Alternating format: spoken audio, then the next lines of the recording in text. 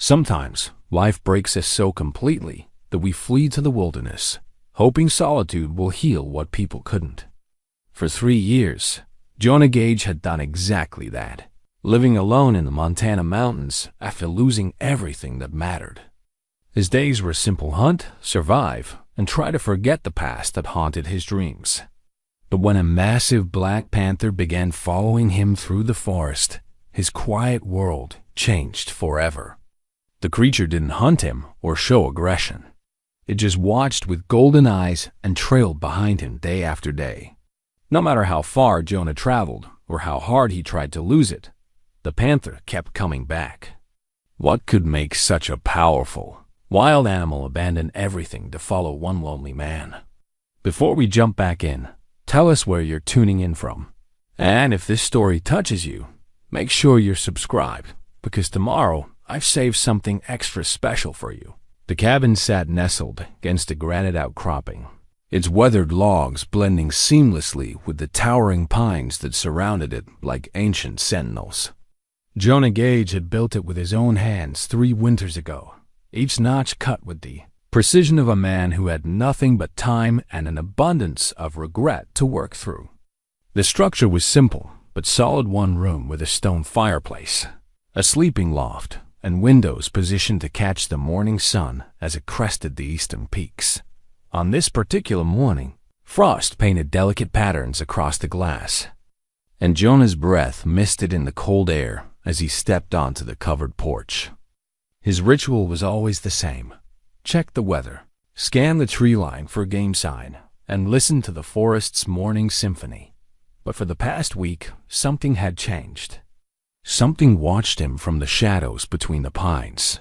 Jonah pulled his worn leather journal from his coat pocket and flipped to the latest entry.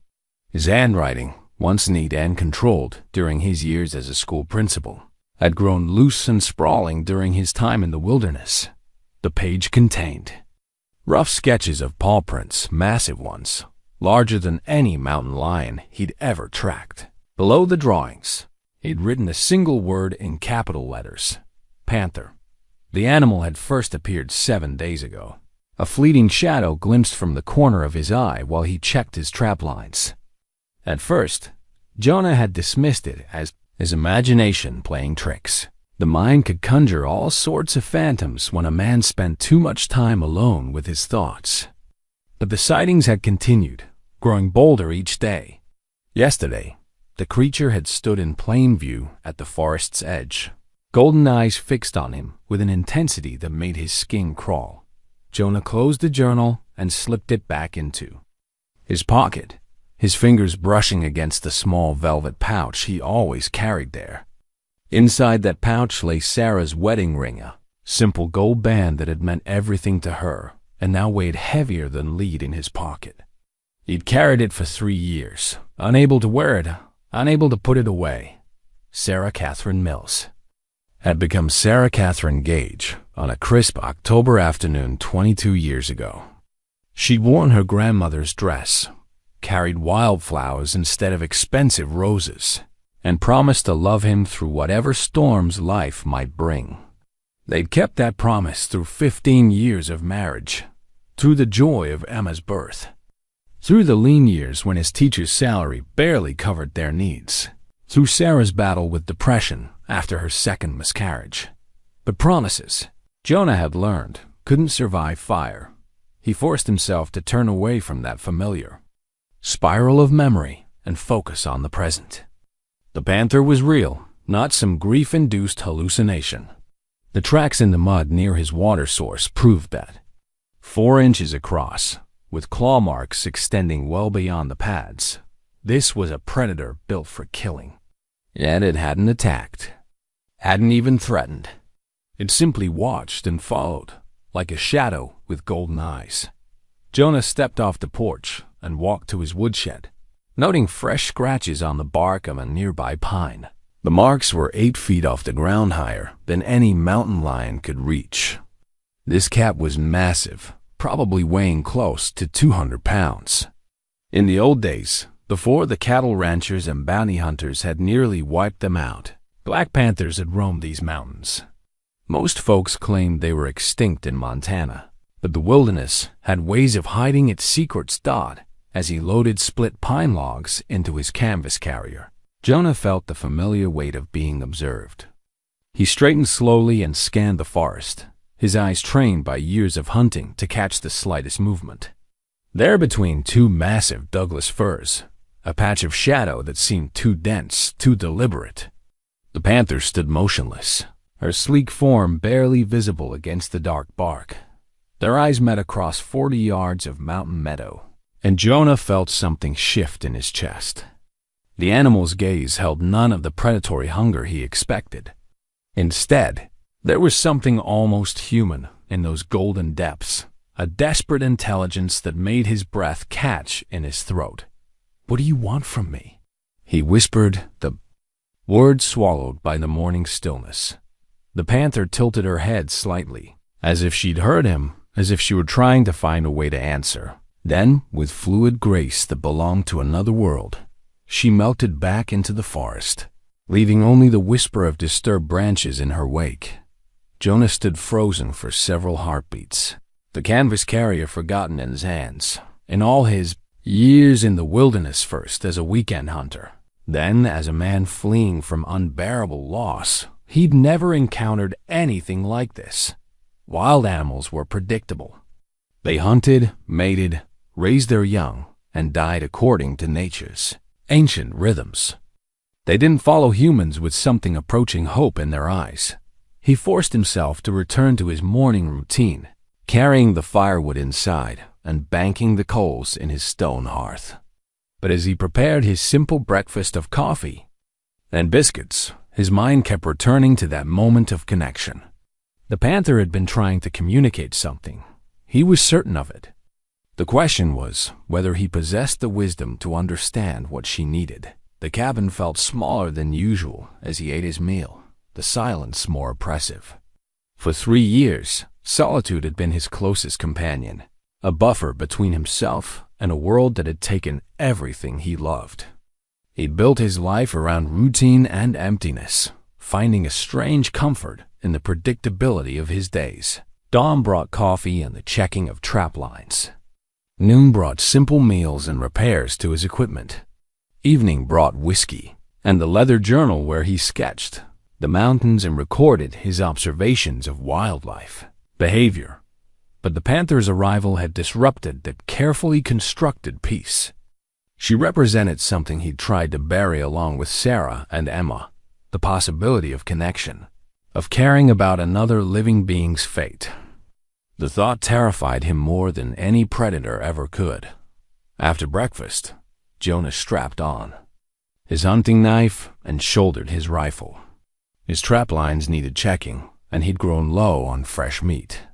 The autumn air was crisp and clean, carrying the scent of pine sap and the distant promise of snow. As he walked the familiar game trails, he found himself moving with extra caution, hyper-aware of every sound and shadow. The panther appeared twice more during his morning rounds, always at a distance, always watching. She showed no interest in the rabbits he collected from his snares or the deer sign he noted for future hunting. Her attention remained fixed solely on him, and that focused intensity began to wear on his nerves like water dripping on stone. By the time Jonah returned to his cabin, the sun had reached its zenith, and his shoulders ached from the constant tension of being observed. He cleaned his catch on the wooden table behind his cabin, the familiar ritual of skinning and butchering, providing a temporary distraction from the golden eyes that watched from the forest's edge. As afternoon faded, toward evening, Jonah found himself drawn to the wooden box he kept beneath his bed. Inside, wrapped in oiled cloth, lay the few possessions he'd salvaged from his old life. Sarah's favorite book of poetry, its spine cracked from countless readings. Emma's favorite stuffed rabbit, still smelling faintly of the lavender soak Sarah had used. And beneath it all, a single photograph, the last one taken of his family, just 2 weeks before the fire. They'd been camping at Glacier National Park, Emma's first real wilderness adventure at age 8. Sarah sat on a fallen log beside the lake, her auburn hair catching the golden light of sunset. Emma perched on her lap, gap-toothed grin bright with excitement over the fish they'd caught that morning. And there was Jonah beside them, his arm around his wife's shoulders, looking happier than any man had a right to be. He'd been teaching Emma to cast when the park ranger found them. A neighbor had called about smoke visible from their house. By the time Jonah drove the 3 hours home, the fire department had contained the blaze, but it was too late. Faulty wiring in the basement, they'd said. Sarah and Emma had died in their sleep from smoke inhalation, probably never knowing what was happening. The photograph trembled in Jonah's weathered hands as he studied those beloved faces. Emma would be 11 now if she'd lived, probably more interested in boys than fishing trips with her old man. Sarah would be 41, still beautiful, still filling their home with laughter and the smell of fresh-baked bread. But the fire had taken them, and guilt had driven him here to the mountains where no one expected anything from him, where his failures couldn't hurt anyone else. He'd been absent when his family needed him most, off indulging his love of the wilderness while they died alone in their beds.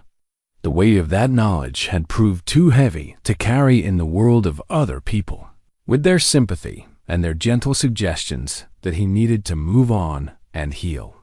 The mountains asked nothing of him except survival, and that was a challenge he could meet. Day after day, season after season, he'd proven he could endure.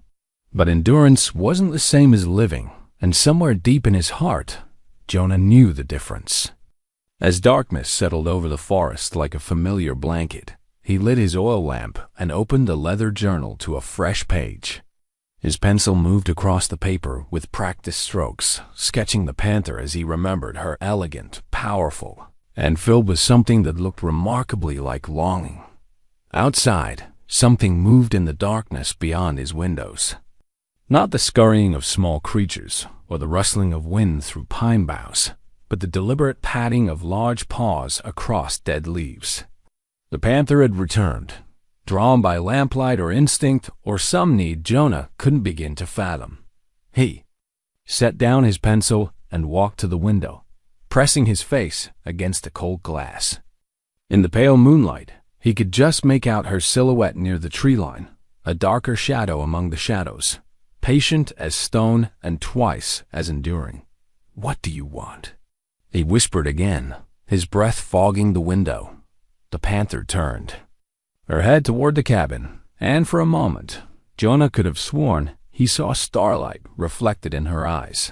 Then she settled onto her haunches like a great cat prepared to wait forever, and Jonah understood with sudden clarity that his life of careful isolation was about to change, whether he wanted it to or not. The third Tuesday of every month, Jonah made the same pilgrimage. It required a 4-mile hike down treacherous mountain paths to reach the small cemetery that served the scattered communities of Pine Ridge Valley. Most folks drove the winding dirt road that connected to the state highway, but Jonah preferred the isolation of the mountain trails. The walk gave him time to prepare for what always proved to be the most difficult hours of his month. Sarah Catherine Gage and Emma Rose Gage lay side by side beneath matching granite headstones, their graves marked by the wooden cross Jonah had carved during his first winter in the mountains. The cross bore no religious inscription. Sarah had lost her faith long before the fire claimed her life, and Jonah had never found his to begin with. Instead, he'd carved their names and a simple message: beloved wife and daughter, forever in our hearts. The cemetery keeper, old Miguel Santos, maintained the graves with respectful care, keeping the grass trimmed and the weeds pulled. Jonah always left an envelope with $50 tucked beneath a stone on Miguel's workbench in the maintenance shed. They'd never spoken about the arrangement, but the graves were always perfect when Jonah arrived for his monthly visits. This October morning carried the sharp bite of approaching winter, and frost clung to the granite like tears that had frozen before they could fall. Jonah knelt between the graves and placed his weathered hands on the cold stone, feeling the carved letters beneath his palms. Sarah's headstone bore the dates 1984 to 2021, a span of 37 years that seemed impossibly brief. Emma's dates heard worse. 2013 to 2021. 8 years old when the fire took her. 8 years of bright laughter and endless questions and bedtime stories cut short by faulty wiring and his own absence. "I'm sorry," he whispered, the words forming clouds. In the cold air, "I'm so damn sorry I wasn't there." The familiar weight of guilt settled on his shoulders like a lead blanket. He'd spoken these same words every month for 3 years, and they never grew easier to say. If he'd been home that night instead of camping alone in the Bitterroot Mountains, checking his favorite elk hunting spots before the season opened, he might have smelled the smoke, might have woken them up, might have saved them. Instead, he'd been 60 miles away, sleeping peacefully under stars while his family died. Jonah pulled weeds that weren't there and straightened flowers that didn't need adjusting, busying his hands while his heart cracked open again. He told them about his life in the mountains, about the cabin he built and the wildlife he observed. He spoke of the books he was reading. Sarah had always encouraged his love of literature and the sketches he drew in his journal. But he didn't mention the drinking that had nearly killed him during his first winter alone, or the nights when he stood at the cliff's edge behind his cabin and wondered if the pain would ever stop. The sound of something large moving through the underbrush made him look up from the graves. 50 yards away, at the forest's edge where the cemetery met the wild land beyond, the Panther stood watching him. Her black coat seemed to absorb the morning light, making her appear more like a shadow given form than a living creature. Jonah's breath caught in his throat. In all his monthly visits, no wild animal had ever ventured this close to the cemetery. The Panther's presence here felt almost supernatural, as if the barrier between the world of the living and the realm of the dead had grown thin enough for spirits to cross. "Go away," he said quietly, not wanting to disturb the sacred silence of this place. "This isn't for you." But the Panther didn't retreat. Instead, she took several steps closer, moving with the fluid grace that marked all great predators. Her golden eyes fixed on Jonah with that same intense intelligence he'd noted before. But now there seemed to be something else in her gaze, something that looked remarkably like sympathy. The realization hit him like a physical blow. The Panther wasn't here to hunt or threaten. She was here because she sensed his grief, drawn by some instinct that recognized pain and loss. Animals possess senses far beyond human understanding, and perhaps this magnificent creature could smell the sorrow that clung to him like smoke. "You don't understand," Jonah said, his voice breaking on the words. "I failed them. I wasn't there when they needed me most." The Panther tilted her head, stunning him with those impossibly expressive eyes. Then she did something that shattered what remained of Jonah's composure. She lay down at the forest's edge, settling her massive frame against the earth as if she intended to wait with him in his vigil. The tears came then, hot and bitter, as they carved tracks down his weathered cheeks. 3 years of carefully controlled grief poured out of him in great gasping sobs that echoed off the granite headstones. He wept for Sarah's smile and Emma's laughter, for birthday parties he'd never attend and grandchildren he'd never hold. He wept for the life that should have been and the man he'd become, instead broken, isolated, more dead than alive. Through the storm of his grief, Jonah became aware that the Panther had risen and moved closer. When he finally lifted his head, she stood barely 20 feet away, her massive form radiating a presence that was both wild and oddly comforting. Her eyes held depths of understanding that seemed impossible in an animal, as if she too had known loss and recognized it in another. "Why won't you leave me alone?" Jonah whispered, his voice hoarse from crying. The Panther took another step closer, close enough now that he could see the individual whiskers on her muzzle, the way her chest rose and fell with each breath. She was magnificent, easily 6 feet. from nose to tail, with the lean muscle mass of a predator in her prime. But there was something else about her, something that spoke of exhaustion and desperation barely held in check. As Jonas studied her more closely, he noticed what he'd missed. Before, the panther favored her left hind leg slightly, and her coat, while beautiful, had the slightly unkempt look of an animal under stress. Dark smudges beneath her eyes suggested sleepless nights, and her ribs were more prominent than they should be on a well-fed predator. She was hurting, Jonah realized. Whatever had driven her to follow him through the wilderness, it came from a place of need rather than mere curiosity. The thought stirred something in his chest that he thought dead and buried. The instinct to help, to heal, to protect the vulnerable. It was the same impulse that had made him a good teacher, a loving husband, a devoted father. But opening his heart to this creature meant risking the pain of caring again, and Jonah wasn't sure he possessed the courage for that kind of vulnerability. "I can't," he said aloud, though whether he was speaking to the panther or to the memory of his family, he couldn't say. "I can't go through that again." The panther watched him for a long moment, her golden eyes seeming to peer directly into his soul. Then she turned and padded back toward the forest, pausing once to look over her shoulder before disappearing into the trees.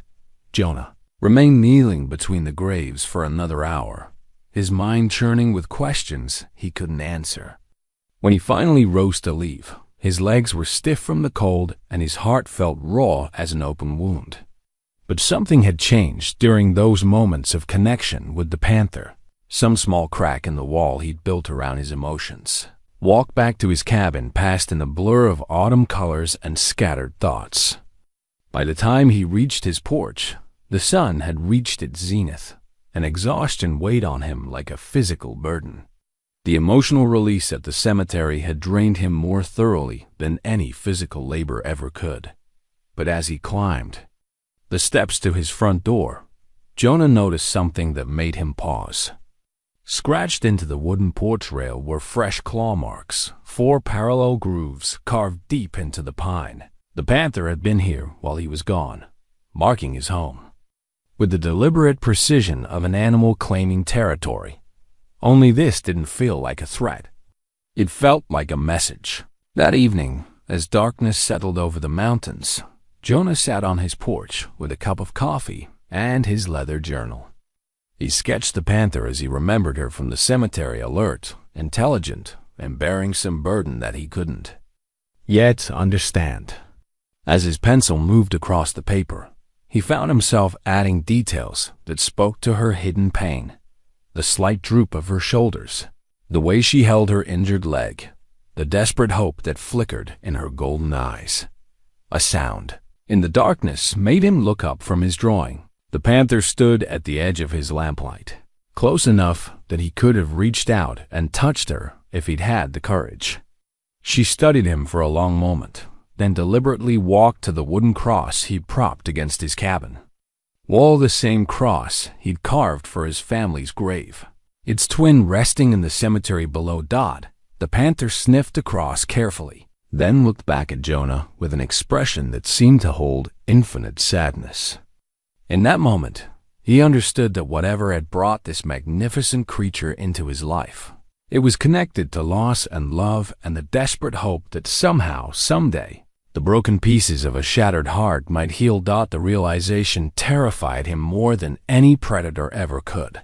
But as the panther melted back into the darkness, Jonah found himself wondering if perhaps, just perhaps, healing was exactly what they both needed.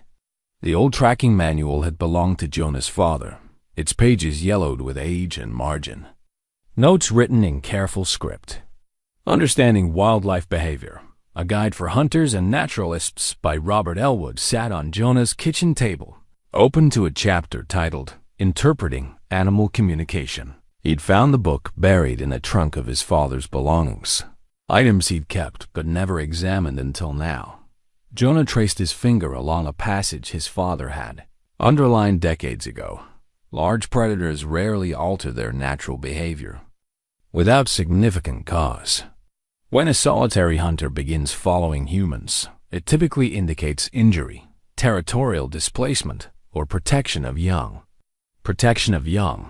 The words resonated in Jonah's mind as he recalled the panther's behavior over the past week. Her deliberate movements, the way she always positioned herself between him and certain areas of the forest.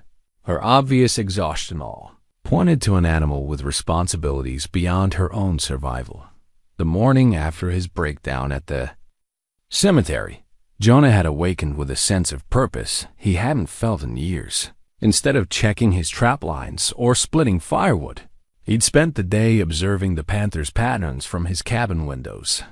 She appeared predictably at dawn and dusk, always maintaining a distance of 30 to 40 yards, always watching, with those intelligent golden eyes. But it was her movements between appearances that intrigued him most. Through his binoculars, Jonah had tracked her path as she disappeared into the dense forest to the north, following game trails that led deeper into the wilderness than he'd ever ventured. She moved with purpose, not the random wandering of a hunting predator, but the directed travel of an animal with a specific destination. His father's voice echoed in his memory. Lessons learned during childhood hunting trips in these same mountains. Animals tell stories, son. You just have to learn their language. Watch their ears, their tail position, the way they move their head. Every gesture has meaning. Thomas Gage had been a man of few words but infinite patience, a teacher who believed in showing rather than telling. He'd spent countless hours with young Jonah in the wilderness, passing down knowledge gained through a lifetime of respectful hunting and wildlife observation. The tracking manual represented years of accumulated wisdom, field notes from a man who understood that successful hunting required understanding the prey as more than just a target. Jonah turned to another marked page, this one dealing with injured animals. His father had written extensive notes in the margins about a wounded elk they'd tracked for 3 days. Observations about how injury affected behavior patterns. Herd animals make different choices, read one note. Desperation changes everything. The panther was desperate. Jonah was certain of that now. Her willingness to approach human habitation, her persistence despite his attempts to discourage her. These weren't the actions of a healthy predator operating within normal parameters. Something had driven her beyond the boundaries of typical behavior, some need so pressing that it overcame her natural wariness thought as the sun reached its zenith. Jonah made a decision that surprised him with its clarity. He would follow her, not aggressively, not as a hunter pursuing prey, but as a student trying to understand his teacher. The panther had something to show him, some truth she was trying to communicate through her persistence. His father had taught him that wisdom often came from unexpected sources, and perhaps this magnificent creature carried knowledge he needed to learn. Jonah gathered his tracking gear with the methodical care his father had instilled in him. Canvas day pack with emergency supplies, water purification tablets, basic first aid kit, compass, and a small folding knife that had belonged to 3 generations of Gage men. He left his rifle behind. This wasn't a hunting expedition, and the weapon's presence might be seen as a threat. The tracking began at the spot where he'd last seen the panther disappear into the forest. Her prints were clearly visible in the soft earth near his water source, 4-inch pads with claw marks extending well beyond the toes. Jonah knelt beside the clearest track and spread his hand next to it for scale. The panther's paw was nearly twice the width of his palm, confirmation of the animal's impressive size. Following the trail required all the skills his father had taught him during those long-ago hunting trips. The panther moved like a ghost through the forest, her paws finding solid ground that left minimal sign. But Jonah had learned to read the subtle language of disturbed leaves, bent grass, and the faint impressions left in patches of soft soil. The trail led steadily upward through terrain that grew increasingly rugged. Ancient Douglas firs gave way to pine and aspen as elevation increased, and granite outcroppings forced frequent detours around impassable barriers. The panther's route showed intimate knowledge of the landscape, taking advantage of natural corridors and game trails that offered the easiest passage through difficult country. 2 hours into the tracking, Jonah paused beside a lightning-struck pine to examine fresh sign. The panther had stopped here recently, her claws leaving deep gouges in the bark 8 feet above the ground. But these weren't territorial markings. They were stress signs, the kind of damage an agitated animal inflicted when emotional pressure exceeded control. His father's manual contained a detailed section on stress indicators in large predators. Excessive marking, restless behavior, and vocal displays often indicate an animal under severe psychological pressure. Mothers separated from young exhibit the most extreme versions of these behaviors. Mothers separated from young. The phrase sent a chill down Jonah's spine as pieces of the puzzle began clicking into place. The panther's desperation, her willingness to approach humans, her obvious exhaustion, all pointed to a mother in crisis. As if summoned by his thoughts, the panther materialized from the shadows ahead. She stood on a fallen log that crossed a small creek, her body silhouetted against the dappled sunlight filtering through the canopy. For a moment, neither moved. Predator and human locked in a contest of wills that would determine whether trust or fear prevailed. The panther's ears swiveled forward in an expression Jonah recognized from his father's teachings. Alert attention without aggressive intent. Her tail hung low but not tucked, another sign of wariness rather than hostility. Most importantly, her eyes held that same desperate intelligence he'd noted before, as if she were trying to communicate something vitally important. "Easy, girl," Jonah said softly, using the same tone he'd once employed to calm frightened students on their first camping trips. "I'm trying to understand."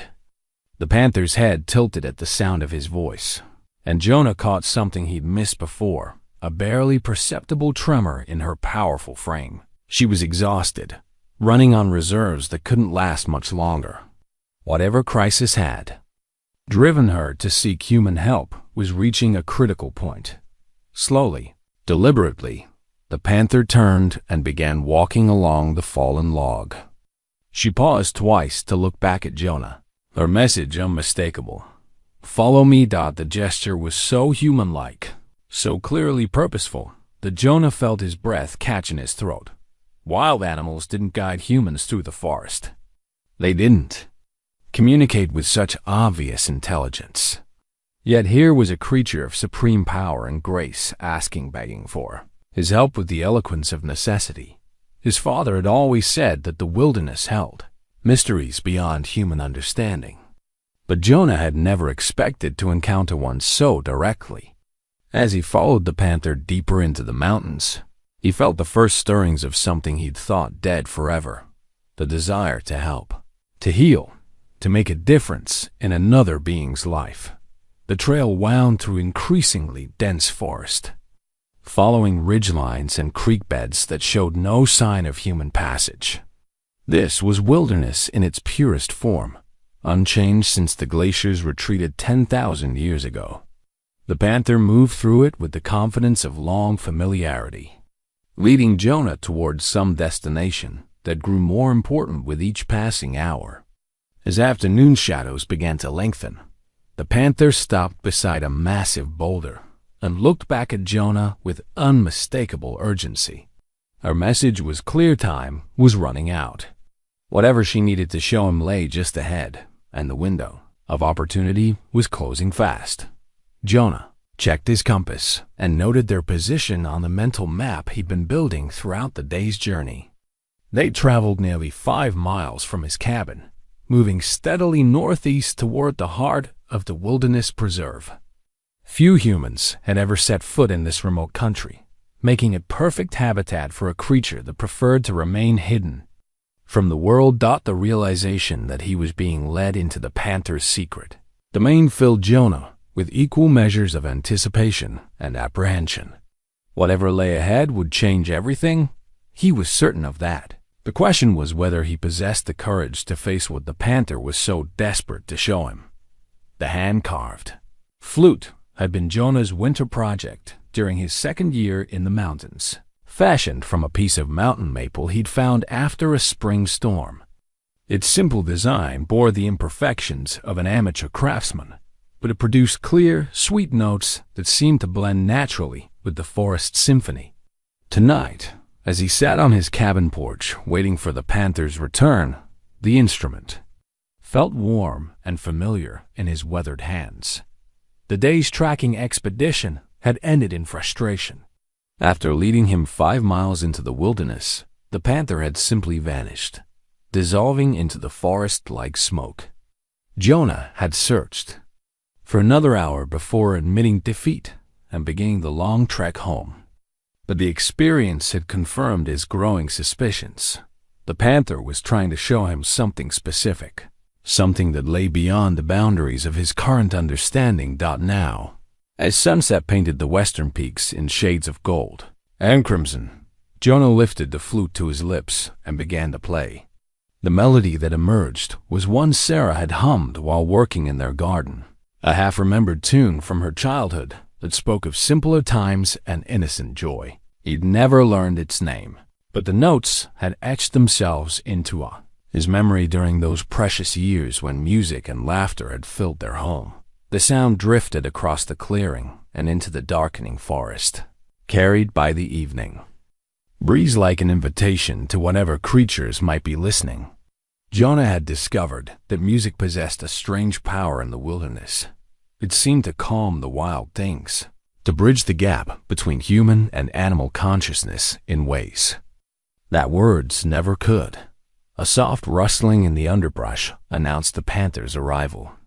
She emerged from the tree line with her characteristic fluid grace, but tonight something was different. Instead of maintaining her usual distance, she approached to within 15 feet of the porch before settling onto her haunches. Her golden eyes remained fixed on Jonah's face as he continued to play, and he could have sworn he saw something like appreciation in their depths. When the melody ended, the silence that followed felt pregnant with possibility. The panther remained motionless, her massive form outlined against the star-filled sky, waiting for something that neither of them could quite name. "Sarah used to sing that song," Jonah said softly, setting the flute aside. "She had the most beautiful voice you ever heard. Could make even the saddest songs sound like hope." The panther's ears swiveled forward at the sound of his voice, and Jonah found himself continuing, drawn by the strange comfort of having something to talk to after years of silence. She loved all kinds of music, but especially the old songs her grandmother taught her. Folk songs and hymns and lullabies passed down through generations of mountain women. She said music was how people stayed connected to their roots, to the things that mattered most. As he spoke, memories surfaced, unbidden Sarah singing to baby Emma during those late-night feedings, her voice soft and low in the darkened nursery. Emma learning to clap along to simple melodies, her chubby hands never quite keeping time, but her joy infectious enough to fill the house with laughter. Sunday morning pancake breakfasts accompanied by Sarah's gentle humming. The sound as much a part of their weekly ritual as the smell of bacon and maple syrup. The panther inched closer, drawn by something in Jonah's voice, or perhaps by the emotions that colored his words. She moved with exquisite care, each step deliberate and non-threatening, until she lay down at the base of the porch steps. Her presence felt oddly comforting, like a large dog settling in for the evening. "You're a good listener," Jonah murmured, surprised by how natural it felt to share his thoughts with this magnificent creature, better than most humans I've known. He reached into his shirt pocket and withdrew a piece of jerky, tearing off a small portion and tossing it gently in the panther's direction. She sniffed the offering carefully before picking it up with delicate precision, her powerful jaws handling the morsel as if it were made of glass. The simple act of feeding her felt like crossing a bridge between their two worlds. For the first time since the panther had appeared in his life, Jonah allowed himself to truly study her without the filter of fear or confusion. She was breathtaking in her wild beauty. Every line of her body spoke of power and grace refined by millions of years of evolution. But beneath that predatory perfection, he could see the signs of stress he'd noted before. The slight prominence of her ribs, the weariness that seemed to settle on her like dust. "You're not eating enough," he observed, tossing another piece of jerky. "A cat your size should be hunting every few days, bringing down deer or elk. But you're spending too much time watching me instead of taking care of yourself." The panther's response was to fix him with a stare of such intensity that Jonah felt his breath catch. There was accusation in those golden eyes, as if she were saying that he, of all people, should understand the cost of neglecting oneself in service of a higher purpose. The thought struck him like a physical blow. How long had it been since he'd eaten a proper meal instead of subsisting on coffee and whatever came easily to hand? When had he last looked at himself in a mirror instead of avoiding his own reflection? The panther wasn't the only one running on empty reserves. "Point taken," he said quietly, earning what might have been approval in the tilt of her massive head as the night deepened around them. Jonah found himself sharing more of his story. He told the panther about his years as a teacher, about the satisfaction he'd found in helping young minds discover their potential. He spoke of his courtship with Sarah, their wedding, the joy of Emma's birth, and the quiet happiness they'd built together in their small mountain town. The panther listened with an attention that seemed almost human, her golden eyes never leaving his face. Occasionally, she would shift position or cock her head at a particular inflection in his voice, but she never broke the spell of connection that had settled between them. When Jonah reached the part of his story that dealt with the fire and its aftermath, his voice broke and the words came harder. The panther seemed to sense his distress, rising from her position at the base of the steps and moving closer until she lay directly in front of the porch. Her presence offered silent comfort, a reminder that he wasn't entirely alone in his grief. "I should have been there," he whispered, the words torn from somewhere deep in his chest. "If I hadn't been so selfish, so focused on my own needs, they might still be alive." The panther's response was to place one massive paw on the bottom step of the porch, stretching her body until her golden eyes were level with his. The gesture was unmistakably deliberate, a reaching across the species barrier that spoke of understanding and shared pain. In that moment, Jonah saw his own grief reflected in the panther's gaze, and understanding dawned with startling clarity.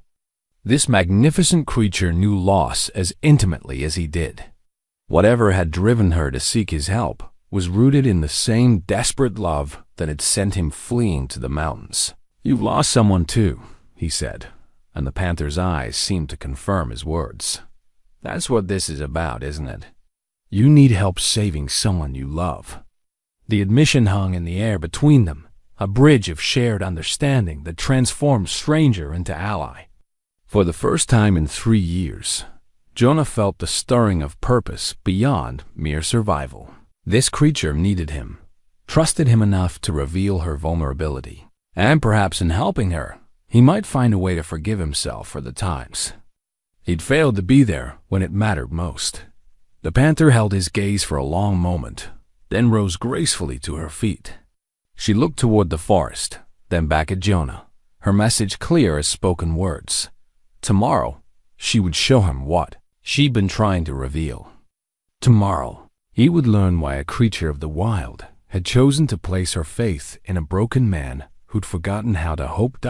As she melted back into the darkness, Jonah remained on his porch, the flute forgotten in his hands. Something fundamental had shifted in the space between them, a recognition of kindred spirits bound by loss and the desperate. Hope that love might still find a way to heal the wounds that seemed too deep for time to touch. The military compass had guided Thomas Gage through the jungles of Vietnam and later, through countless hunting expeditions in the Montana wilderness. Its brass case bore the scratches and dents of hard use, but the needle still pointed true north, with unwavering accuracy. Now it rested in Jonah's palm as he prepared to follow the Panther deeper into territory that had never appeared on any map. Dawn had arrived gray and cold, with low clouds pressing against the mountain peaks like a wool blanket. The Panther appeared at first light, materializing from the forest with the same ethereal grace that marked all her movements. But today, urgency radiated from her powerful frame like heat from a forge. She paced restlessly at the edge of the clearing, her golden eyes fixed on Jonah with unmistakable impatience. "I'm coming," he called softly, shouldering his pack and checking his equipment one final time. Along with his father's compass, he carried emergency supplies for an extended trek: water purification tablets, high-energy food bars, a basic medical kit, rope, and the folding knife that had served 3 generations of Gage men. Most importantly, he'd brought his cell phone, though he doubted it would find signal in the deep wilderness where the Panther was leading him. The journey began where yesterday's tracking had ended, at the massive boulder where the Panther had vanished like smoke. Today, she made no attempt at concealment, padding openly along game trails that wound ever deeper into the mountain's heart. Her pace was relentless but not reckless, designed to cover maximum distance while conserving energy. For whatever lay ahead, the terrain grew increasingly challenging as they climbed higher into the alpine zone. Ancient Douglas firs gave way to pine and spruce, their branches heavy with decades of accumulated snow and storm damage. Granite cliffs rose on both sides of narrow valleys, creating natural corridors that funneled wind and weather into concentrated channels of force. Jonah's military training, from his brief stint in the National Guard, served him well as they navigated treacherous passages where a single misstep could mean a fatal fall. The Panther moved through these hazards with the confidence of long familiarity, but she frequently paused to ensure he was following safely. Her concern for his welfare spoke to an intelligence that went far beyond mere animal instinct.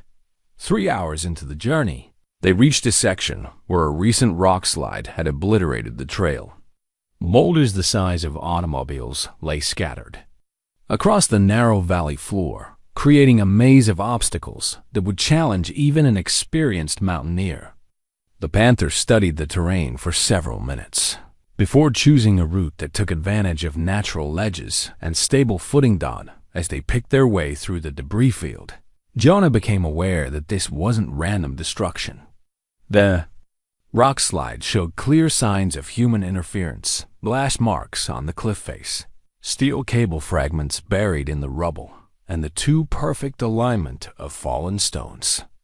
Someone had deliberately triggered this slide, probably to block access to whatever lay beyond. The realization sent a chill through him. That had nothing to do with the mountain air. In his years as a teacher and school administrator, he dealt with enough human cruelty to recognize its signs. Someone had wanted to seal off this section of wilderness, and they'd been willing to destroy a pristine ecosystem to accomplish their goal. The Panther's behavior as they navigated the slide zone confirmed his suspicions. Her ears remained constantly in motion, scanning for sounds that didn't belong in the natural environment. Her nostrils flared repeatedly, testing air currents for scents that might indicate danger. This was an animal operating in hostile territory, aware that threats existed beyond the normal predators and hazards of mountain life. Beyond the rock slide, the valley opened into a hidden basin that took Jonah's breath away.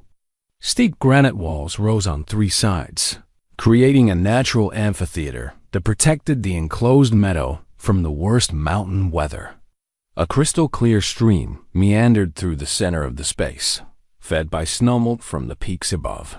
Wildflowers dotted the grassland despite the late season, protected by the basin's unique microclimate. But it was the trees that captured Jonah's attention and held it with reverent awe. Ancient pines, some clearly predating European settlement of the region, stood like cathedral pillars around the meadow's perimeter. Their massive trunks bore scars that spoke of centuries weathering lightning strikes, blizzards, and forest fires. These were the survivors, the witnesses to history that stretched back to a time when only native peoples had walked these mountains. Carved into the bark of the largest pine were symbols that confirmed the basin's significance. Native American pictographs, weathered but still visible, told stories of vision quests and spiritual journeys. This was sacred ground, a place where earth and sky came together in perfect harmony. The panther led him to the center of the meadow before stopping beside the stream. She turned to face him, her golden eyes holding depths of meaning that transcended the barrier between species. For a moment, neither moved. Predator and human united in recognition of the profound beauty that surrounded them. Then the panther did something that shattered Jonah's understanding of animal behavior. She approached him slowly, deliberately, until she stood close enough that he could feel the warmth radiating from her massive frame. With exquisite gentleness, she pressed her great head against his chest, a gesture so human-like in its emotional content that tears sprang unbidden to his eyes. The contact lasted only seconds before she pulled away, but the message was unmistakable. She trusted him completely, placing her faith in a man she barely knew because desperation had stripped away all other options. In that moment of connection, Jonah felt barriers he'd built around his heart begin to crumble like sandcastles before the tide. "I understand," he whispered, his voice thick with emotion. "Whatever you need, I'll help if I can." The panther's response was to turn toward the far end of the basin, where the granite walls came together in a narrow cleft barely wide enough for a single person to pass through. Hidden in shadow, the opening was nearly invisible from any distance, camouflaged by fallen rocks and hanging vegetation. Only someone standing directly in front of it would recognize the passage for what it was, a doorway into the mountain's secret heart. As they approached the cleft, Jonah became aware of sounds that didn't belong in the wilderness silence. Faint, mewling cries, barely audible above the whisper of wind through pine boughs, echoed from somewhere beyond the narrow opening. The sounds were unmistakably feline, the distressed calls of young animals in need. Understanding hit him like a physical blow. The panther was a mother, and her cubs were hidden somewhere in the labyrinth of caves that honeycombed the mountain's interior. Something had happened to threaten their safety, driving her to the desperate measure of seeking human assistance. The narrow passage led into a natural corridor carved by millennia of water flow. Smooth granite walls rose on both sides, creating a tunnel that twisted and turned as it penetrated deeper into the mountain. The panther moved through the passage with the confidence of long familiarity, but Jonah had to feel his way carefully in the dim light that filtered down from above. The cries grew stronger as they progressed, taking on the urgent quality of young animals in distress. The panther's pace quickened despite the treacherous footing, her maternal instincts overriding all other considerations. Whatever crisis had driven her to seek Jonah's help was reaching a critical point. The passage opened into a circular chamber, lit by shafts of sunlight that penetrated cracks in the granite ceiling. The space felt like a natural cathedral, its walls carved smooth by ancient waters and decorated with mineral deposits that gleamed like jewels in the filtered light. But Jonah's attention was immediately drawn to the far end of the chamber, where a narrow ledge led to a deeper cave system. The panther bounded across the chamber with desperate grace, disappearing into the shadows beyond the ledge. Her anguished roar echoed off the granite walls, a sound that spoke of grief and fury and desperate love. In that cry, Jonah heard the voice of every parent who had ever faced the potential loss of their child. As he made his way carefully across the chamber floor, the pieces of the puzzle finally clicked into place. The panther hadn't been following him out of curiosity or predatory interest. She'd been evaluating him, testing his character, determining whether he possessed the compassion and courage necessary to help her save what mattered most in the world. The sounds coming from the cave beyond the ledge painted a picture that made his heart race with anticipation and dread. Somewhere in the darkness ahead lay the answer to the mystery that had consumed his thoughts for weeks. More importantly, somewhere ahead lay creatures whose lives depended on his willingness to risk everything for beings he'd never seen. As Jonah began the careful climb toward the ledge, his father's compass steady in his palm, he felt purpose flooding through him like sunlight breaking through storm clouds. For the first time in 3 years, he was exactly where he needed to be, doing exactly what mattered most. The Panther's cubs were waiting, and their mother had chosen him to be their salvation. The tattered photograph had survived 3 years in Jonah's wallet, its edges worn soft from countless nervous handlings during the darkest moments of his exile. As he carefully climbed toward the cave entrance where the Panther had disappeared, the image of his family seemed to burn against his chest like a talisman. Sarah's gentle smile, Emma's gap-toothed grin, and his own younger face filled with hope and love, all captured in a moment of perfect happiness that felt like a lifetime ago. The ledge proved wider than it had appeared from below, carved from solid granite and worn smooth by centuries of use. Ancient pictographs decorated the walls here too, images of great cats and human figures that suggested this sacred space had sheltered partnerships between species for generations beyond counting. The native peoples who had once called these mountains home had understood something that modern civilization had forgotten, that wilderness and humanity were meant to coexist, not merely endure each other. The cave entrance yawned before him, like an open mouth, its depths shrouded in shadows that seemed to swallow light. From within came the sound that had drawn them here, the distressed mewing of young animals in crisis. But now Jonah could hear something else, a low rumbling that spoke of the mother panther's anguish as she faced a situation beyond her power to resolve. As his eyes adjusted to the dimness, the scene before him became clear with heartbreaking clarity. The panther crouched over 2 small forms in a natural depression at the back of the cave. Her massive body curved protectively around cubs that couldn't have been more than 8 weeks old. They were beautiful despite their obvious distress, perfect miniatures of their mother with the same sleek black coat and golden eyes that had captivated Jonah from their first meeting. But something was terribly wrong. The cubs lay listless against their mother's warm flank, their breathing shallow and rapid. Their eyes, which should have been bright with curiosity and mischief, were dull with fever. One cub, slightly smaller than its sibling, made weak attempts to nurse while the other barely moved at all. The mother panther looked up at Jonah's approach, her eyes holding depths of desperation that transcended species barriers. In her gaze, he saw every parent's worst nightmare, the helpless terror of watching your children suffer while being powerless to ease their pain. It was an expression he recognized from his own mirror during Emma's brief battle with pneumonia when she was 5, and from Sarah's face during her darkest struggles with depression. "Oh, Mama," Jonah whispered, his voice breaking on the words. "They're so sick."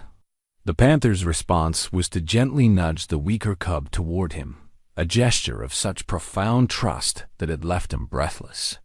Here was a wild predator, one of nature's most dangerous hunters, offering her most precious possessions to a human stranger because she recognized that her own strength wasn't enough to save them. Jonah approached slowly, allowing the panther to grow comfortable with his presence before kneeling beside the cubs.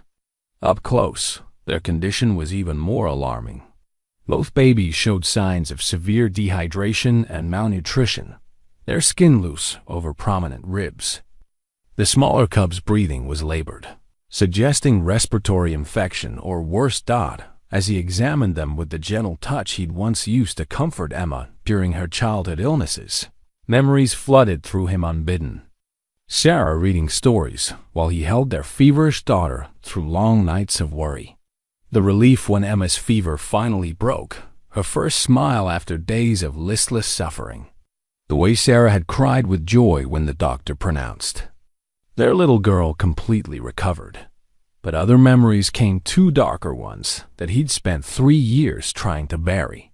The call that had shattered his world, the frantic drive home through mountain passes that seemed to stretch forever, the smoldering ruins where his life had once stood solid and secure, the terrible silence that had followed, broken only by his own anguished screams when reality finally penetrated his shock.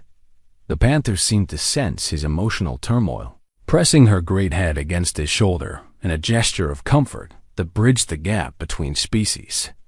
Her touch anchored him in the present moment, reminding him that these cubs needed his help now, not his grief over failures he couldn't change. "I don't know if I can save them," he told her honestly, his voice thick with emotion. "I'm not a veterinarian. I don't have the right medicine or equipment." The Panther's response was to fix him with a stare of such intensity that he felt it in his bones. Her golden eyes seemed to say that his knowledge of medicine was less important than his willingness to try, that sometimes love and determination mattered more than expertise. The smaller cub chose that moment to open his eyes and look directly at Jonah, and the world seemed to tilt on its axis. Those golden orbs held the same trust and innocence that had once shone from Emma's face when she'd looked to her father to make everything better. The same faith that he'd failed to justify on the night when it mattered most. Tears spilled down Jonah's weathered cheeks as 3 years of carefully controlled grief came pouring out. He wept for his daughter's cut-short life, for Sarah's struggles, with depression that he'd been too proud or too busy to fully understand, for the countless moments of connection he'd taken for granted until they were gone forever. But he also wept for the cubs lying helpless before him, for their mother's desperate faith in his ability to help, for the possibility of redemption that lay curled in his trembling hands. "I couldn't save them," he whispered to the Panther, his voice broken with anguish. "My own family needed me, and I wasn't there.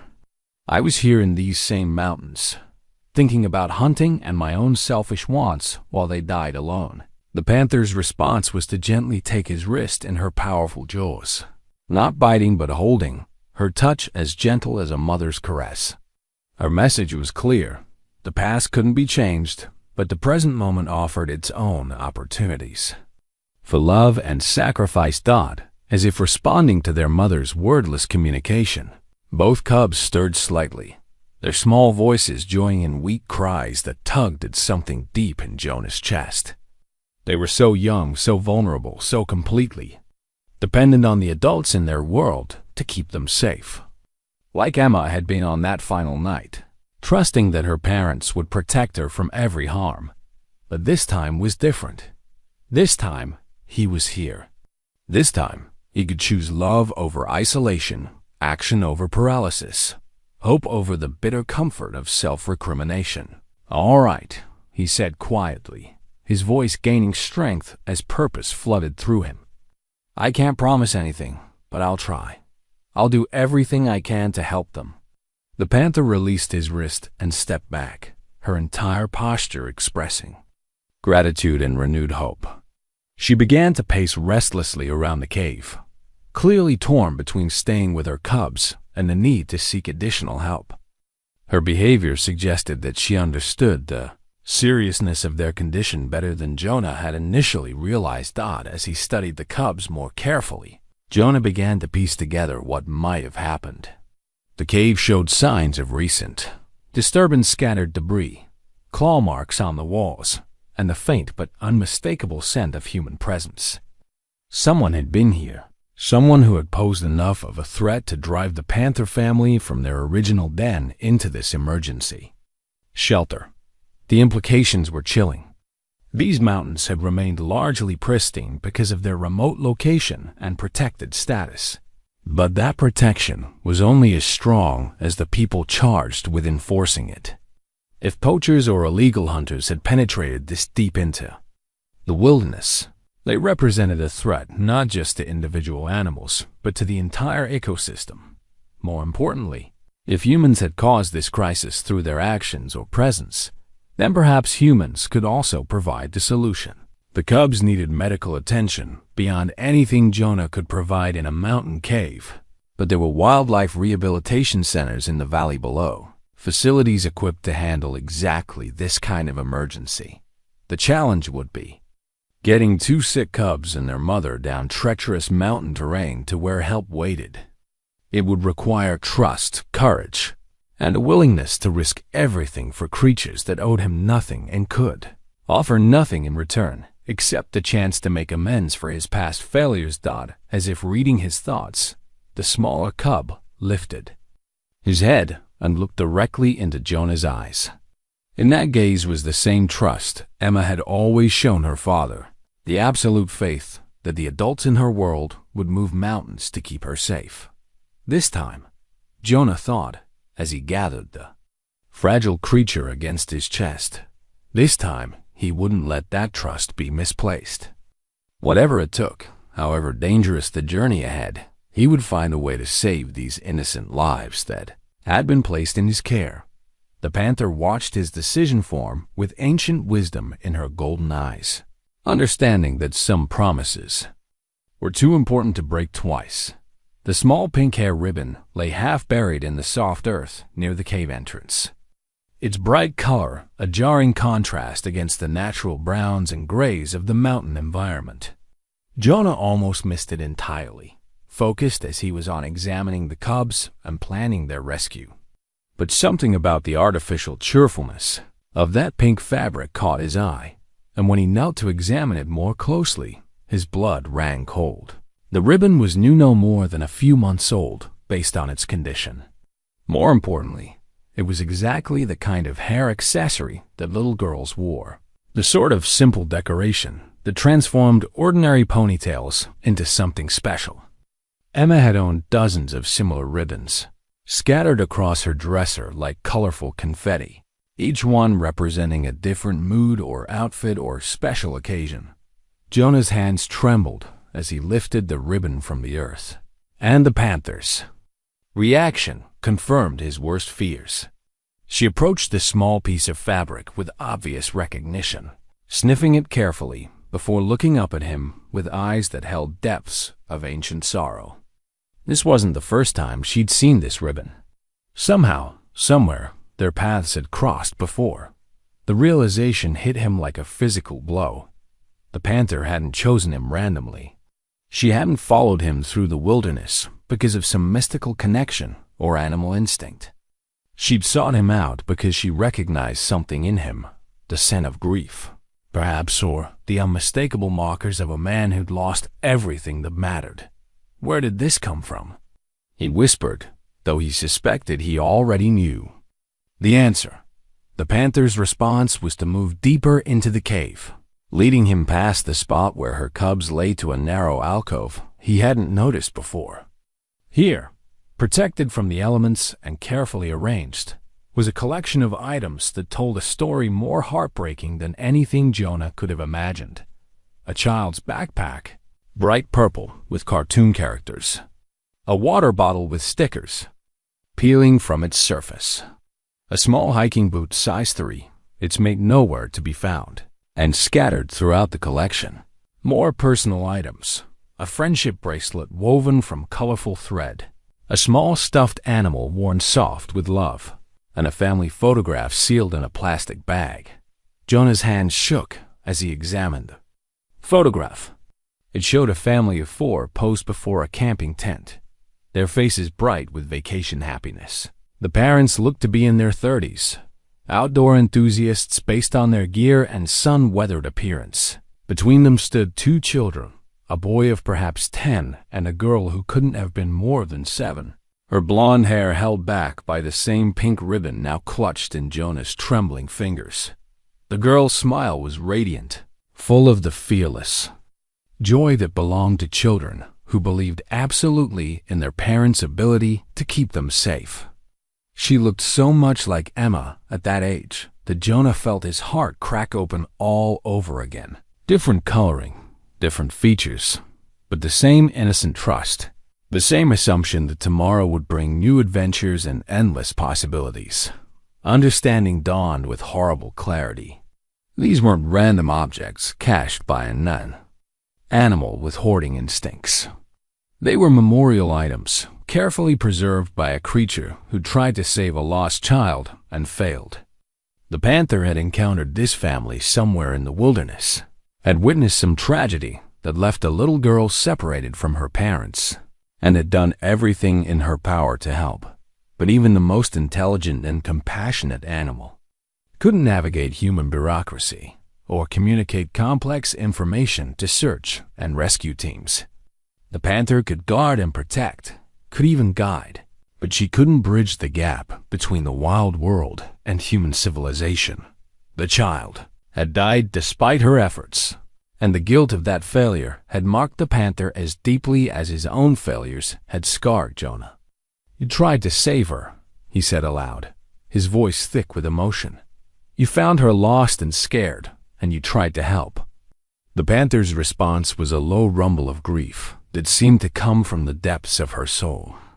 She approached the collection of items and gently nuzzled the small stuffed animal. Her massive frame curled around the tiny token with exquisite tenderness. In that gesture, Jonah saw his own midnight visits to Emma's preserved bedroom. The way he'd held her favorite books and toys while drowning in guilt and sorrow. But there was more to the story, and the Panther's behavior suggested layers of meaning that Jonah was only beginning to understand. She'd brought him here not just to see her cubs, but to show him this shrine to another child's memory. The connection wasn't accidental, it was deliberate, purposeful, designed to communicate something vital about their shared burden of grief. As he studied the collection more carefully, Jonah began to piece together what must have happened. A family camping trip gone wrong, a child wandering away from the campsite, perhaps during a storm or in the confusion of a medical emergency. The Panther had found the lost girl and tried to lead her to safety, but without human intervention, even the most heroic animal efforts would ultimately fail. The Rangers, reports he'd read during his years as a teacher, came flooding backstories of children lost in the wilderness, of desperate search efforts that sometimes ended in tragedy despite everyone's best intentions. The mountains were beautiful but unforgiving, especially to young ones who lacked the experience to survive extreme conditions. But the Panther's guilt over failing to save one child had transformed into desperate determination to save others, her own cubs. She'd recognized in Jonah someone who understood the weight of parental failure, someone who might possess both the motivation and the means to succeed where she'd fallen short. The smaller cub's weak cry from the main chamber pulled Jonah back to the present crisis. Whatever had happened to the lost child was a tragedy that couldn't be undone, but these cubs still had a chance if he acted quickly enough. The Panther had placed her faith in him based on their shared experience of loss, trusting that his human guilt might drive him to the extraordinary efforts her babies would need to survive. "I understand now," he told her quietly, carefully replacing the photograph in its protective bag. "You chose me because you knew I'd never give up, because I have my own ghost to face." The Panther's golden eyes seemed to hold infinite sadness and desperate hope in equal measure. She'd shown him her deepest secret, revealed the source of her own devastating grief, and trusted him to understand that some failures cut so deep they could only be healed by preventing others as they returned. To the cubs, Jonah felt the full weight of responsibility settling on his shoulders. This wasn't just about saving two sick animals. It was about redemption for both himself and the remarkable creature who'd sought him out. The Panther had failed to save one child, but refused to fail again. Now it was his turn to prove that love and determination could sometimes triumph over impossible odds. The lost girl with the pink ribbon would never grow up to have adventures of her own. But perhaps these cubs could live to have families of their own. Perhaps in saving them, both he and the Panther could find a way to forgive themselves for the times when their best efforts hadn't been enough. The thought filled him with purpose more powerful than any he'd felt since before the fire. These cubs would live. Whatever it took, however dangerous the journey ahead, he would make sure their mother's faith wasn't misplaced again. Some promises he'd learned were too important to break twice. The emergency medical kit had seemed adequate when Jonah packed it that morning, but now its limitations became starkly apparent as he knelt beside two dying cubs in a mountain cave. Basic bandages, antiseptic wipes, pain relievers meant for humans. None of it designed for the specialized needs of infant predators, whose lives hung by the thinnest of threads. Yet he forced himself to work methodically, drawing on every scrap of knowledge gained from years of childhood pets, veterinary visits with Emma's hamsters and goldfish, and the wilderness first aid course he'd taken during his teaching years. The cubs needed hydration most urgently. Their small bodies were dangerously dehydrated from fever, and their inability to nurse properly. Using his cleanest bandana and water from his purified supply, Jonah created makeshift feeding apparatus that would allow him to get liquid into the cubs without drowning them. The process was painstakingly slow, requiring him to dribble tiny amounts of water onto their tongues while supporting their weakened bodies. But gradually, incrementally, both cubs began to respond, their eyes growing slightly brighter as life-giving. Moisture reached parched tissues. The mother panther watched every movement with fierce attention, her golden eyes tracking each gesture as if memorizing techniques she might need to replicate later. Her intelligence was remarkable. She seemed to understand that Jonah's gentle manipulations were helping rather than harming her babies, and she positioned herself to assist rather than interfere. As he worked, memories surfaced unbidden of another time, another place, when he'd fought to save a child's life. Emma at age 5, burning with fever from pneumonia that had developed so rapidly it caught them completely off guard. He remembered the terror of that midnight rush to the emergency room, Sarah crying in the passenger seat while Emma lay limp in her arms. The endless hours in the waiting room, praying to a God he wasn't sure he believed in, bargaining with fate for his daughter's life. They'd won that battle. Emma had recovered completely, her natural resilience overcoming the infection with help from modern medicine and the skilled care of pediatric specialists. She'd been home within a week, bouncing around the house as if nothing had happened, already planning her next adventure while her parents still shook with residual fear. But this time, there were no specialists, no modern medicine, no emergency room waiting just minutes away. There was only one man with basic supplies and a desperate need to prove that love could sometimes substitute for expertise. The larger cub showed the first signs of real improvement, lifting his head to look around the cave with something approaching curiosity. His breathing had eased, and when Jonah offered a finger to sniff, the little predator responded with a tentative lick that felt like rough sandpaper against his skin. The gesture was so reminiscent of Emma's kitten, the tiny orange tabby she'd loved for 3 short months before leukemia claimed it, that Jonah had to blink back tears. But the smaller cub remained worryingly weak, his breathing shallow and labored despite Jonah's efforts. This little one would need professional veterinary care if he was going to survive, and that meant somehow getting him down the mountain to the wildlife rehabilitation center in Pine Ridge Valley. The logistics seemed impossible. The journey would take hours over treacherous terrain, and the cub was far too weak to survive such an ordeal without constant care. Worse, the weather was deteriorating. Clouds had been building all afternoon, and the wind carried the smell of approaching snow. A storm in these mountains could trap them for days, and the cubs simply didn't have that much time. "We need to go now," Jonah told the panther, his voice tight with urgency. "Tonight, before the weather gets worse. If we wait until morning, it might be too late." The panther's response was immediate and decisive. She rose from her position beside the cubs and padded to the cave entrance, testing the air with her sensitive nose. Her body language conveyed the same urgency. Jonah felt time was running out, and action was needed regardless of the risks involved. But as Jonah began fashioning a carrying sling from his spare clothing, a new realization struck him with the force of a physical blow. The panther couldn't accompany them down the mountain. Her presence near human habitation would trigger every protective instinct in the region. Wildlife officers, hunters, frightened citizens convinced that a dangerous predator threatened their safety. She would be shot on sight. Her maternal devotion mistaken for aggression. The thought of separating mother from cubs felt like another form of cruelty, but the alternative was worse. If the panther accompanied them, all three cats would likely die, the cubs from their illness, and their mother from human fear and misunderstanding. "You can't come with us," he said gently, and the panther's reaction confirmed that she understood.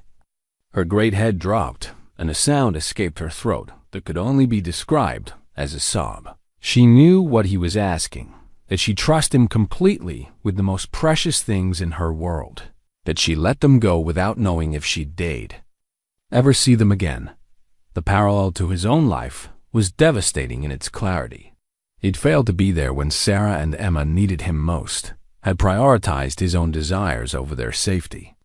Now, he was asking the panther to make the opposite choice, to sacrifice her own instincts and needs for the slim chance that her cubs might survive. Dodd, as if sensing his internal struggle, the panther approached and gently pressed her massive head against his chest. The gesture conveyed forgiveness, understanding, and a trust so complete it took his breath away. She was choosing to believe in his ability to save what she couldn't, placing faith in a broken man who'd spent 3 years believing himself unworthy of anyone's confidence. The moment was interrupted by a weak cry from the smaller cub, a sound that galvanized both adults into action. Time for reflection had passed. Now only swift action could prevent tragedy from claiming another innocent life. Working together with the efficiency born of shared purpose, Jonah and the panther prepared for the most dangerous journey of their lives. The cubs were carefully wrapped in Jonah's spare clothing, insulated against the cold, and secured in a makeshift carrier fashioned from his backpack. Emergency supplies were redistributed to accommodate the precious cargo, and his route down the mountain was planned with the obsessive care of a military operation. The panther would escort them to the edge of her territory, then wait for their return.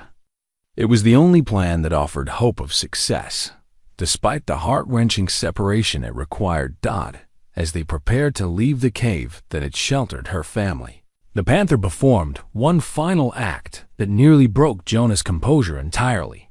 She gathered each cub in her powerful jaws with exquisite gentleness, covering them with loving licks and purrs that spoke of maternal devotion beyond words.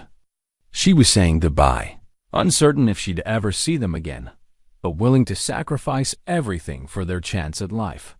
The smaller cubs seemed to rally slightly at his mother's touch, as if drawing strength from her presence for the ordeal ahead. His eyes opened briefly, fixing on Jonah's face with the same trust his mother had shown, accepting this strange human as part of his pack. "I won't let you down," Jonah whispered to both mother and cubs, the words carrying the weight of a sacred vow. "I swear on my daughter's memory, I won't fail them."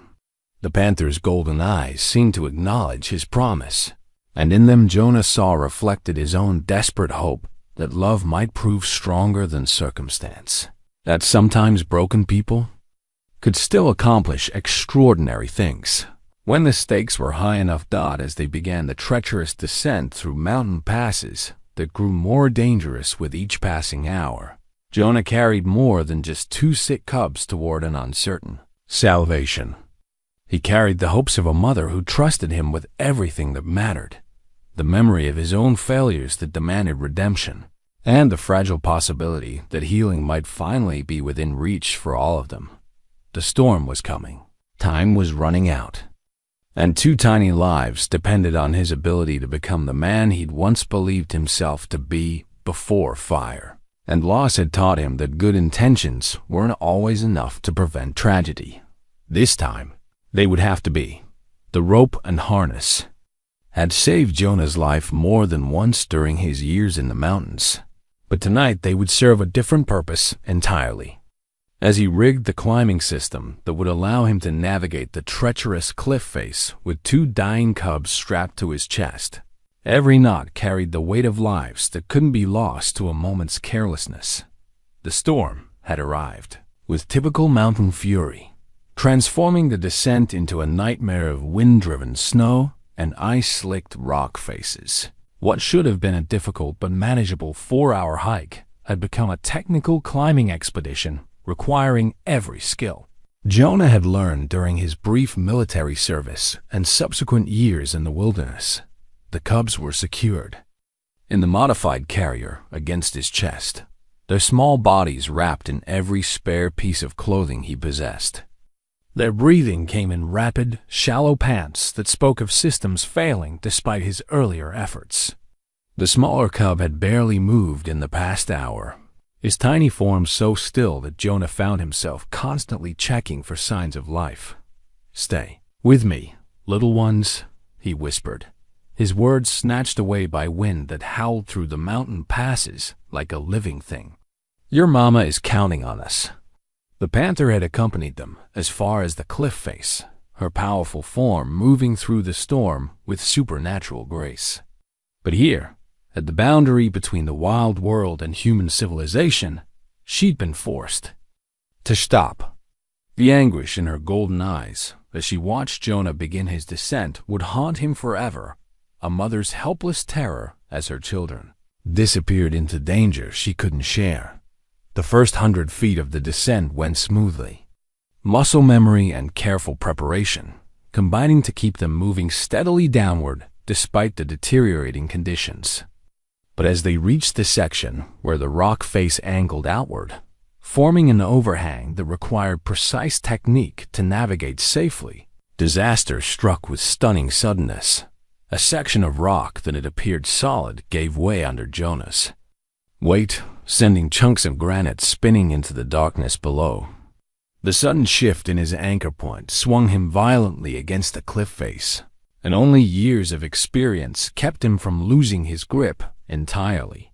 The impact drove the breath from his lungs and sent spikes of pain through his ribs. But worse was the weak cry from one of the cubs, a sound that spoke of distress beyond their already critical condition hanging suspended in the storm, with nowhere to go but down. Jonah forced himself to think through the panic that threatened to overwhelm his judgment. The cliff face below showed no obvious route that would support their combined weight, and returning to the top was impossible given the cub's deteriorating condition.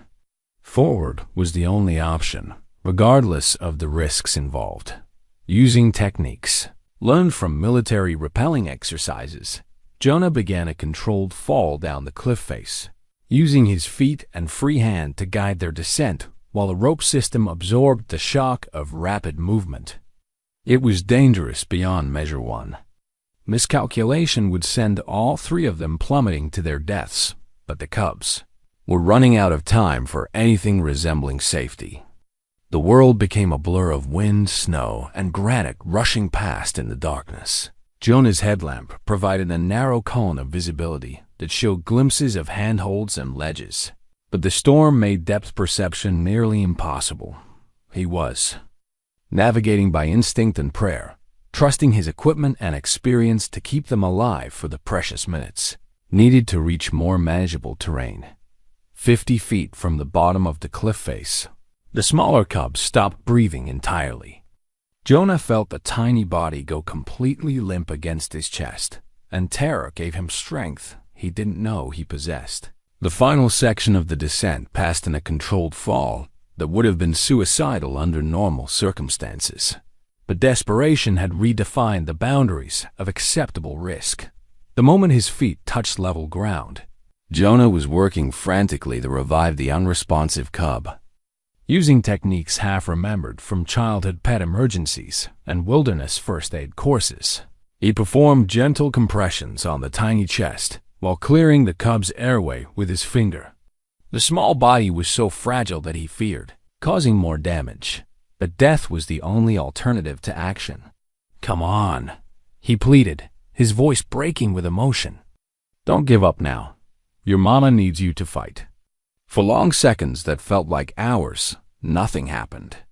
The cub remained limp and unresponsive, while his siblings' cries grew weaker in the modified carrier.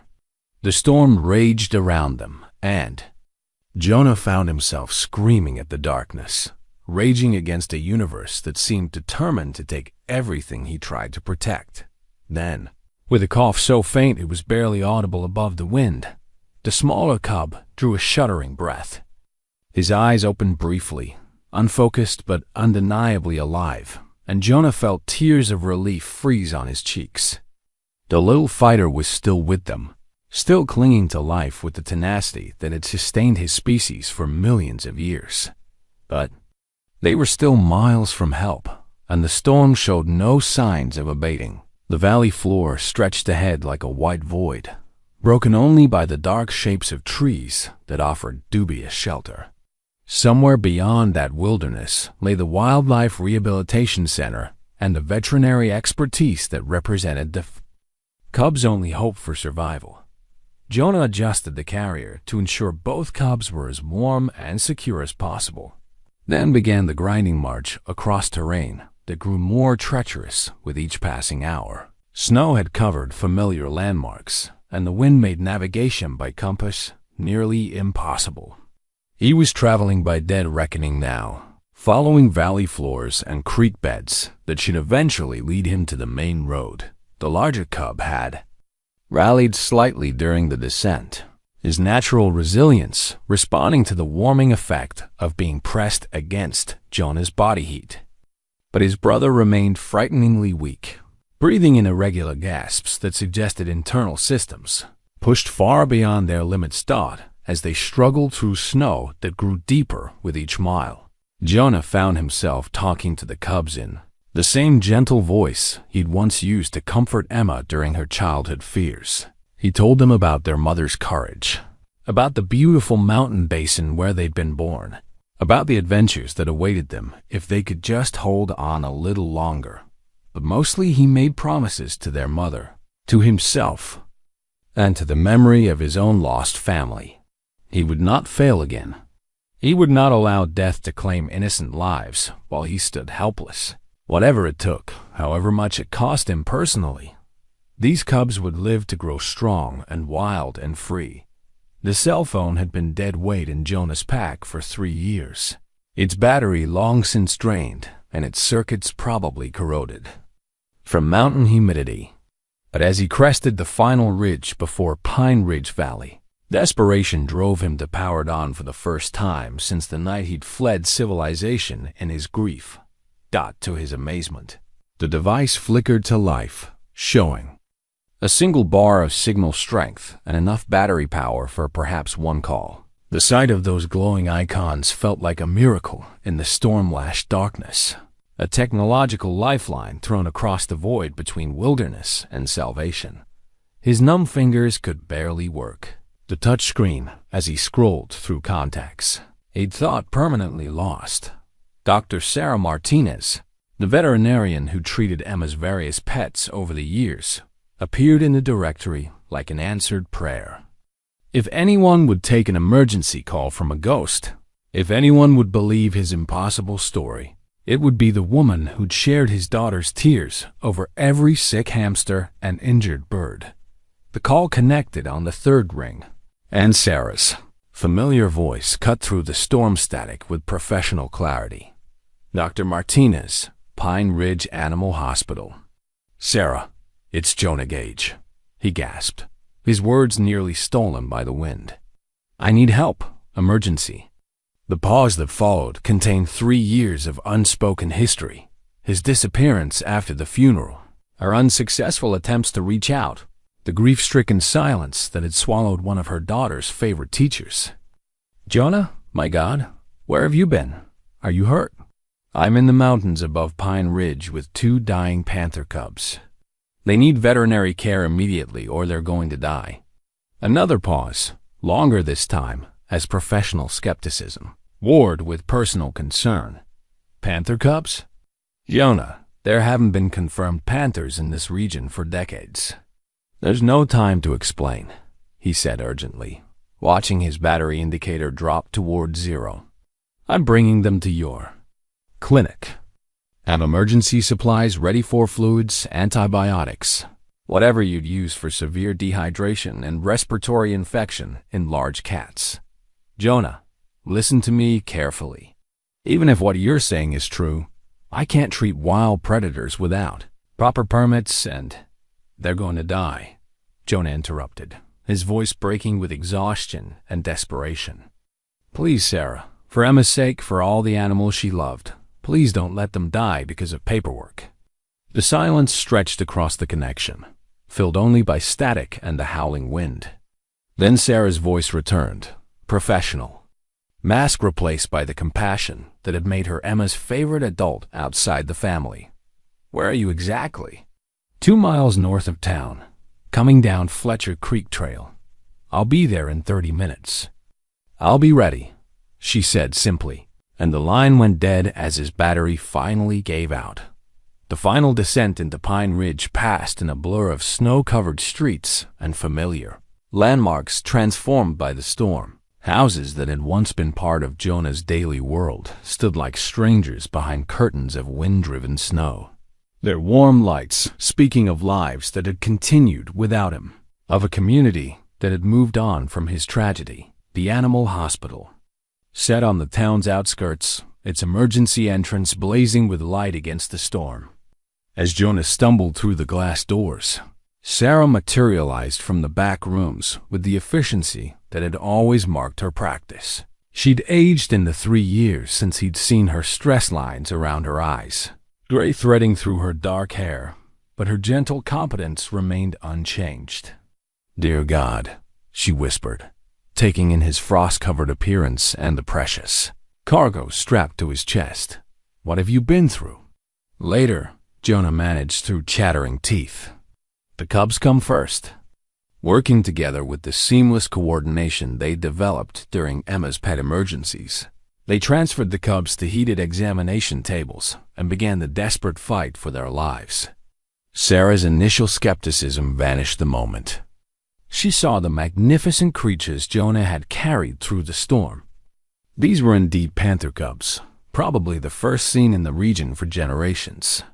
Both cubs were hypothermic and severely dehydrated, their small bodies pushed to the absolute limits of survival.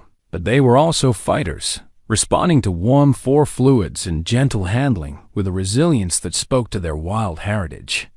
The larger cub in particular seemed to rally once warm blood began circulating properly through his system. The smaller cub remained critical, his breathing labored and his responses minimal. Sarah worked over him with the intense focus she brought to every life-threatening case, administering medications and monitoring vital signs with equipment designed for domestic animals but adaptable to exotic patients. He's very weak, she said quietly, her hands never stopping their gentle ministrations. Internal temperature is dangerously low, and there are signs of pneumonia, but his heart is strong. As if responding to her words, the little cub's eyes opened, focusing briefly on Jonah's face before drifting closed again.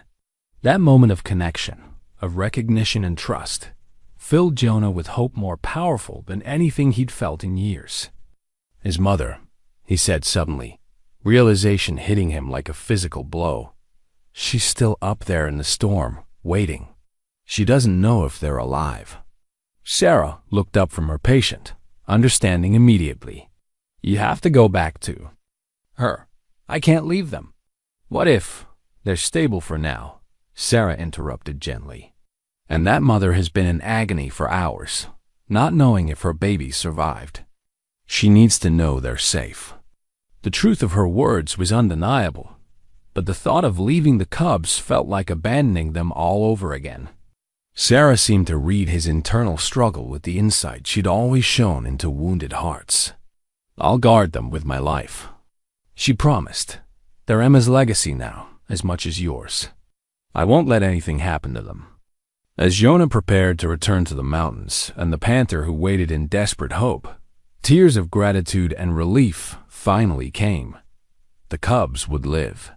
Professional care and modern medicine would complete what love and determination had begun. For the first time in 3 years, he'd succeeded in saving what mattered most.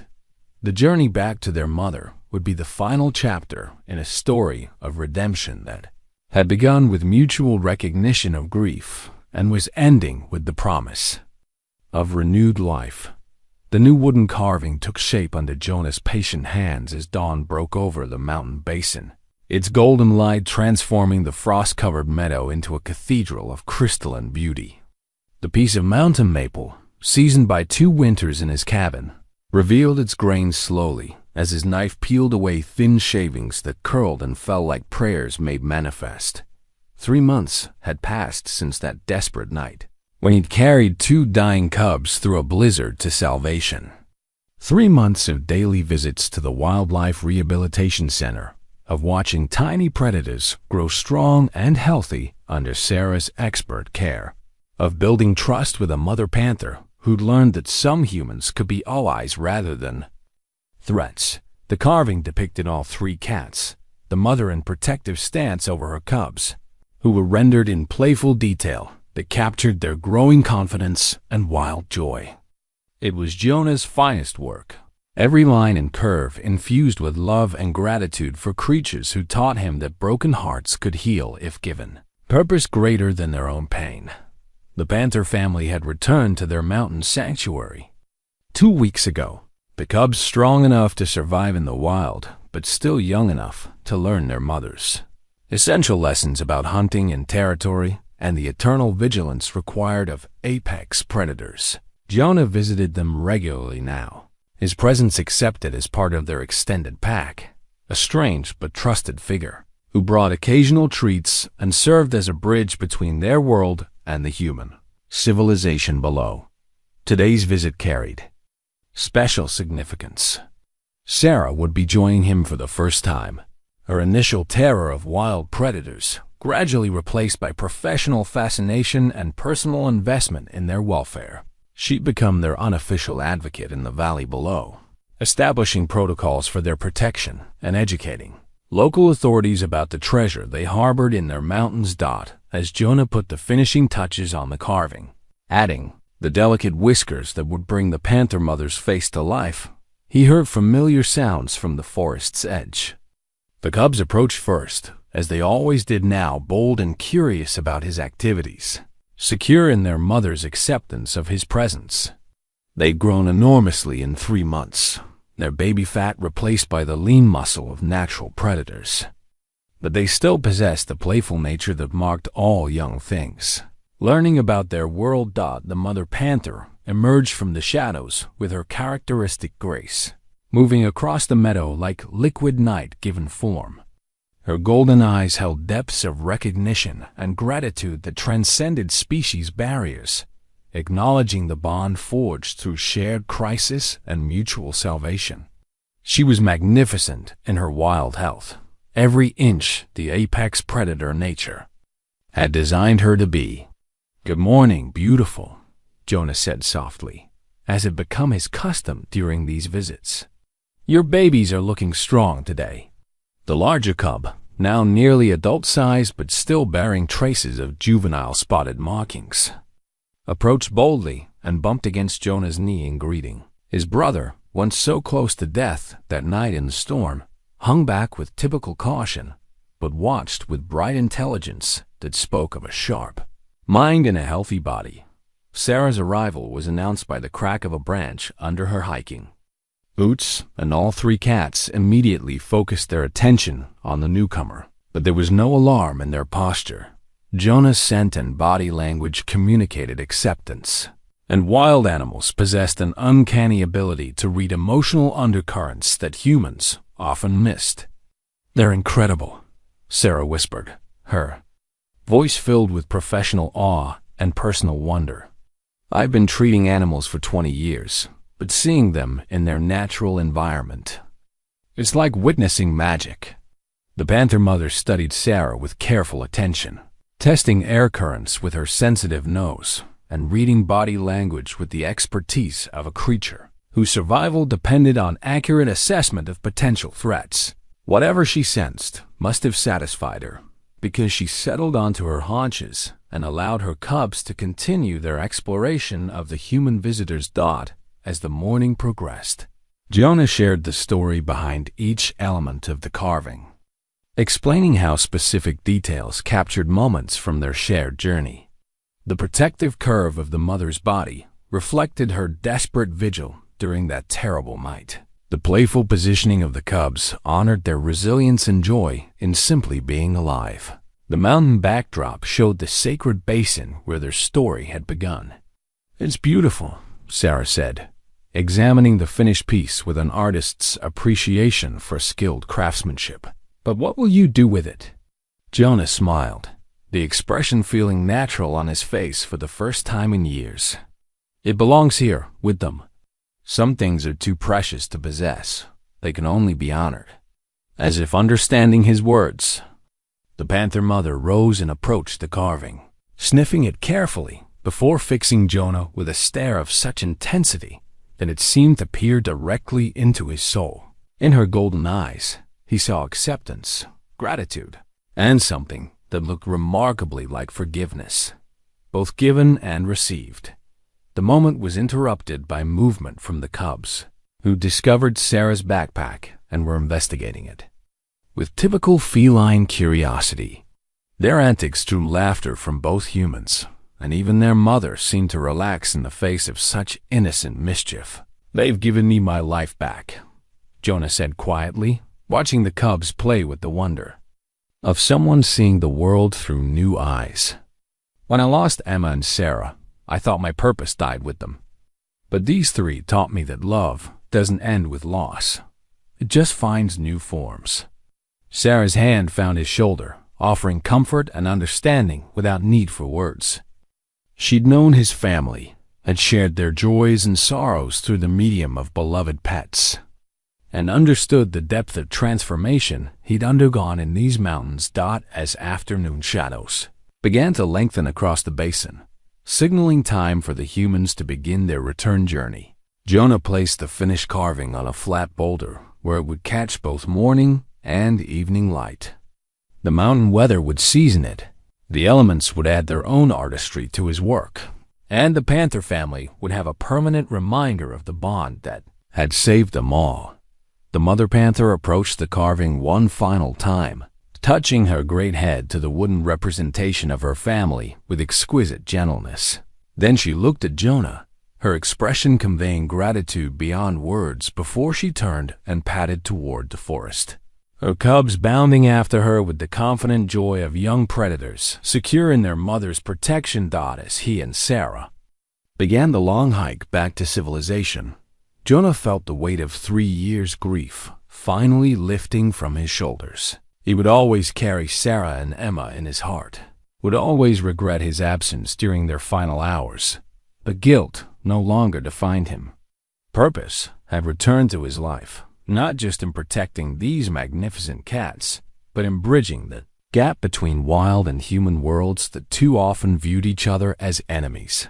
The path ahead led back to Pine Ridge, to meaningful work with the Wildlife Rehabilitation Center, to a life of service that honored both his lost family and his adopted one, but it also led regularly back to this sacred basin, where a panther mother had taught a broken man that healing was possible, that love could transcend loss, and that sometimes the greatest salvation came from being willing to save others. The mountain wind carried their scents away as they descended toward the valley, but the bond forged in crisis and sealed in mutual redemption would endure for as long as wild hearts beat in these ancient peaks.